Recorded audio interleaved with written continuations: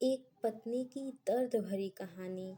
सविता के पति का स्वभाव ऐसा था कि वह सविता को खुद की सास के पास ही बैठने ना देता कि तुम लोग झगड़ा करोगी, और कभी हो भी जाता झगड़ा तो क्या हुआ, सास बहू का किसके घर झगड़ा नहीं होते। पर रोहन को तो बस दूर ही रहो, तुम दोनों सास बहू यही कहना था। एक दिन सविता की सास सरला नहाने गई। उसने जैसे ही बाथरूम बंद किया तो पता नहीं कैसे झटके के कारण बाहर से बाथरूम बंद हो गया। सरला को इस बात का पता ना था। वह नहा धो के बाथरूम का दरवाजा खोलने लगी और वह नहीं खोला। अब उसने वहीं अपनी बहू सविता को आवाज़ दी, लेकिन सविता अपने रूम में और रूम अंदर से बंद, उसे कुछ सुनाई ना दिया। ऐसे ही काफ़ी देर हुई चिल्लाते चिल्लाते, लेकिन सास बहू के अलावा घर पे कोई नहीं था और बाथरूम घर के बाहर वाले आंगन में था, जिससे कोई पड़ोसन सरला की आवाज़ सुनकर बाथरूम का दरवाज़ा खोला। तब जाके सरला को सांस में सांस आया। शाम हुई, फिर रोहन घर आया। तब सरला ने सारी बात रोहन को बताई कि तेरी पत्नी तो रूम को अंदर से बंद करके रखती है। किसकी सास चाहे मर जाए, रूम से बाहर निकलकर नहीं देखेगी। कल ना मुझे कुछ हो जाता तो बहू तो ही ऐसी, उनको तो सास से कोई मतलब नहीं। और तू अपनी पत्नी को भी मेरे पास मत आने दे। कल को मैं मर गई तब रोना। तब जाकर रोहन ने कहा कि मेरी गलती है सारी, मैं इसको रूम बंद करके रहने को कहता हूँ, इसकी कोई गलती नहीं है। इसके बाद रोहन में थोड़ा सुधार आया, लेकिन अभी रोहन सविता को किसी के पास बैठने ना देता। उसको था कि मेरी पत्नी को नए लोग सिखा देंगे। फिर सविता सोचने लगी, ऐसा तो काम नहीं चलेगा।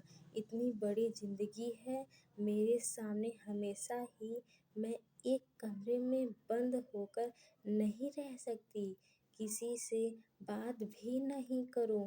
फिर सविता ने बहुत समझाया अपने पति रोहन को, लेकिन उसको तो बस एक ही बात दिमाग में जमी हुई थी। सविता को ख्याल आया कि मैं अपनी छोटी पढ़ाई को पूरा करूंगी, और सविता जिद करके बैठ गई। रोहन ने साफ मना कर दिया, पर रोहन के पिताजी ने सविता का साथ दिया और सविता की जिद के आगे रोहन की ना चली। अब सविता चली कॉलेज अपने। फिर रोहन ने एक महिला कॉलेज में सविता का दाखिला करा दिया और फिर हॉस्टल में रहने लगी। सविता के हॉस्टल के पास ही कॉलेज था। सविता ने पढ़ाई में खूब मेहनत की, क्योंकि उसे पता था मेरी आज़ादी का एक ही रास्ता था। अब मैं पढ़ लूँगी तो कहीं अच्छी जॉब मिल जाएगी, तो मैं उस बंधन से आज़ाद हो जाऊंगी। सविता ने अच्छे नंबर से ग्रेजुएशन की और फिर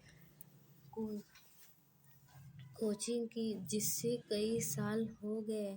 अब वह घर भी कम आती थी। सविता का एक बेटा था, जिसका ख्याल उसकी सास और जेठानी की लड़की रखते थे। कुछ समय बाद सविता एक शिक्षिका बन गई। तब सभी लोग बहुत ज़्यादा खुश थे और रोहन भी आखिर मेहनत का फल तो मिला। सविता को गांव के पास का एक विद्यालय में ड्यूटी लगी। अब सविता घर पे ही रहकर और बाहर भी सब एक साथ संभाल रही थी। सविता की दोनों जेठानी तो अब और भी ज़्यादा जलने लगी। उन दोनों ने रोहन को सिखा दिया कि तेरी पत्नी घूंघट नहीं करती, सूट पहनती है। उस दिन शाम को रोहन घर आया। उसका तो चेहरा वही लाल गुस्से से तमा रहा था जिसे कुछ साल पहले हुआ करता था। उसे घर आते ही सविता को अपने पास बुलाया और कहा, तू सूट ही पहनती रहेगी, साड़ी नहीं पहनी जाती तुझे और बाहर वाले के सामने घूंघट नहीं करती है तू। पर रोहन की जैसे ही चिल्लाने की आवाज़ आई, रोहन की माँ सरला दौड़ कर आई और सारे घर में एक तेज से चाटे की आवाज़ आई जो रोहन के गाल पे पड़ा और सारे घर में सन्नाटा छा गया। अब बस सरला की आवाज़ थी, तू बूढ़ा हो जाएगा। बहू दूसरों की सीख में नहीं तो दूसरों की सीख में आता है। वो एक अध्यापिका है, घूंघट करके बच्चों को कैसे पढ़ाएगी। इस नरक से बाहर निकली है वो और तू इसे इसी के अंदर ही धकेलता जा रहा है। सुधार की मेरी बहू को नहीं, तुझे ज़रूरत है। और रोहन चुपचाप गर्दन झुकाए अपने कमरे में चला गया। अब तक उसे समझ आ चुका था कि आज तक गलती सब मेरी ही थी। शाम को रोहन अपने कमरे से बाहर निकला और सविता से माफ़ी मांगी हर एक बात के लिए जो शादी के वक्त से अब तक रोहन ने सविता को बोला था। फिर सविता की जिंदगी में खुशियों की बहार आई। अब सब कुछ खुश थे। सविता बोली, बस हमारी खुशियों को किसी की नज़र ना लगे। और उसके बाद सब लोग घर में खुशी खुशी रहने लगे। हेलो दोस्तों, अगर मेरी वीडियो पसंद है तो मेरे वीडियो को लाइक और मेरे चैनल को सब्सक्राइब कर दीजिएगा।